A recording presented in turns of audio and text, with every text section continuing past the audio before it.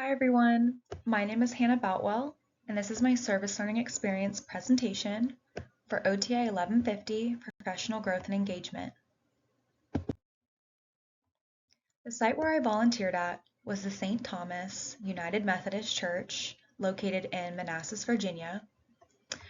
I worked in the food pantry, which is a member of the Capital Area Food Bank and an equal opportunity provider who serves individuals and families in need within the community.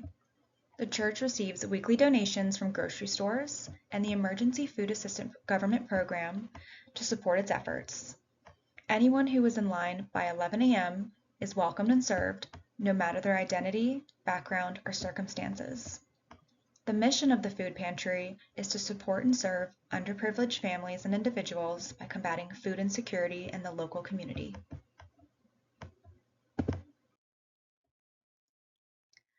As a volunteer for the Saturday morning food distribution, I worked as part of a collaborative team to ensure efficient and organized food packaging. My primary responsibilities included setting up boxes and loading them with initial food items as part of the first round assembly team. These items included canned green beans, pears, peaches, soups, bagged lentils, and dates. After our team's portion was complete, boxes were passed to a secondary team who added additional items including cereal, pasta, bread, desserts, and perishable items such as milk, meats, and eggs. This division of tasks required lots of coordination, time management, and physical endurance, which reinforced the importance of team-based occupations and workflow efficiency. The food pantry and I also helped serve over 200 families, roughly 1,200 individuals, on both of my service learning days. Occupational demands refer to the required tools, physical setup, environment, and social expectations involved in an activity. During my time at the food pantry, I experienced firsthand how physically demanding and fast-paced the work could be. I even felt sore in the following days of my service due to the repetitive and strenuous movements required. Some examples of the occupational performance demands were fine motor coordination for opening and labeling boxes, packaging items, lifting and moving bulk supplies, as well as standing and squatting for long periods of time in tight spaces, and interpersonal skills to engage respectfully and effectively with community members and fellow volunteers. This hands-on experience deepened my understanding of how occupational demands are interwoven into meaningful community-based service activities. The AOTA outlines key occupational therapy core values such as altruism, dignity, equality, and justice. At the food pantry, these values were evident in both policy and practice. The food pantry upholds dignity and equality by treating all clients respectfully, regardless of background or identity. Justice was demonstrated through fair and thoughtful systems, such as clients could receive food whether they arrived by car or on foot. We referred to people on foot as walkers. Walkers were offered lighter boxes or tote bags to assist with carrying items. And we also had language inclusion, which was having Spanish-speaking volunteers to help remove that communication barrier, and a clear and fair policy that if you were in line by 11 a.m., you were served and not turned away. These small but intentional actions reflect a strong commitment to client-centered care and occupational justice. In occupational therapy, therapeutic use of self refers to the intentional use of one's personality, insights, and communication style to build a meaningful and collaborative relationship with clients. It involves empathy, active listening, and the ability to respond authentically to clients' needs. During my time at the pantry, I primarily worked behind the scenes packaging and organizing food. However, when I interacted with members of the community, I made a conscious effort to use active listening, offer empathetic communication, and create a welcoming atmosphere. These brief moments of connection reminded me that each interaction holds the potential for therapeutic engagement, even outside of a therapeutic clinical setting. In occupational therapy, Communication strategies include both verbal and nonverbal methods used to support clear, respectful, and effective information exchange. These are essential for collaboration, safety, and building rapport.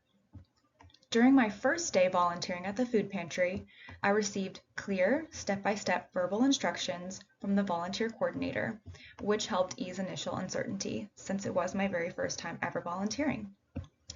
As the pace picked up, nonverbal communication became more important. This included thumbs up, eye contact, and smiles, which we used to check in or offer encouragement.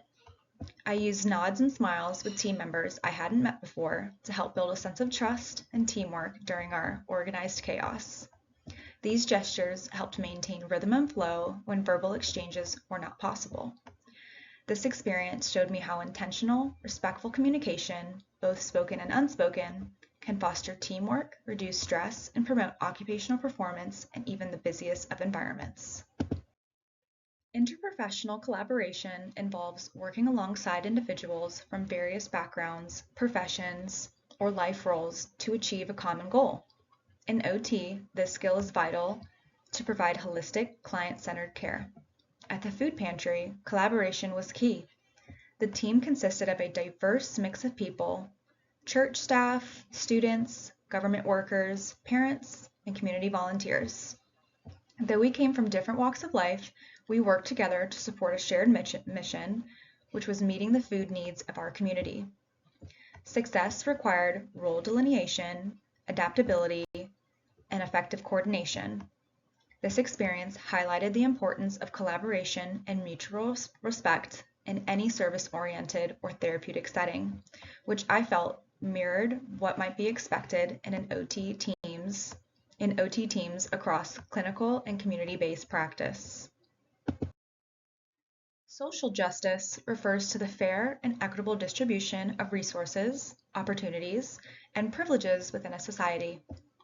The food pantry promoted social justice by ensuring equal access to food for all community members regardless of income, transportation, or language barriers. This included walkers who received the same resources as those in cars, Spanish-speaking volunteers who helped reduce language-based exclusion, and if you were in line by 11 a.m., you were guaranteed food. Occupational justice is the right of every person to access and engage in meaningful occupations that contribute to health and well-being. The pantry promoted occupational justice by empowering clients to participate in the meaningful occupation of obtaining food with dignity and autonomy.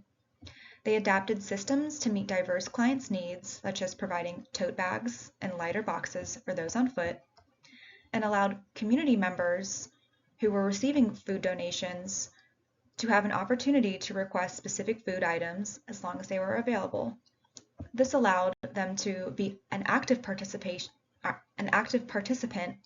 in the support they received rather than passively accepting assistance without input. Even though this was my first time volunteering and I wasn't sure of what to expect, I left the experience feeling fulfilled, inspired, and like I had made a genuine difference in the community.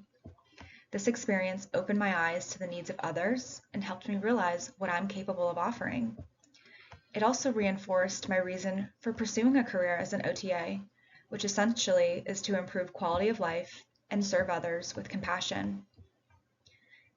Developmental skills that I feel like I gained were therapeutic use of self, collaboration adaptability, and effective communication strategies in a team-based, fast-paced setting. I also feel that my professional behaviors strengthened in initiative, time management, and respect for diversity. Overall, I feel that I did contribute to the mission and vision of this organization. I contributed by actively participating in food distribution and treating clients and fellow volunteers with dignity and respect. My communication and teamwork supported the pantry's mission of serving all members of the community fairly and compassionately. I do feel that the site met occupational needs of these individuals. The pantry promotes occupational justice by ensuring access to food, which is a basic human need. It also supports autonomy and dignity, adapting processes to meet varied clients' needs, for example, offering lighter loads to walkers, language support, and clear guidelines. I feel that OT has a potential impact here by helping create programs that support health education, physical wellness, or social engagement, as well as helping clients with life skills like budgeting, cooking with these pantry items, and accessing additional community service. Additionally, supporting volunteers with strategies for safe lifting, pacing, and emotional well-being. Overall, volunteering at the St. Thomas Methodist Church Food Pantry was more than just a service requirement, but rather a meaningful reminder of why I chose to pursue a career in occupational therapy. This experience opened my eyes to the quiet but powerful ways we can support others, not just by giving food, but by offering dignity, understanding, and presence. I realized how simple acts like smiling at someone or listening with empathy can become therapeutic. More than anything, this opportunity reminded me that my role as a future OTA will never be just about tasks, but about people. I now feel even more committed to helping individuals access the resources and opportunities they need to live a meaningful life. I'm genuinely looking forward to returning to the pantry, not because I must, but because I want to. This is the kind of work that fills my cup, and I'm grateful for the chance to have been a part of something that made a real difference. Thank you so much for viewing my presentation, and I hope you have a wonderful break.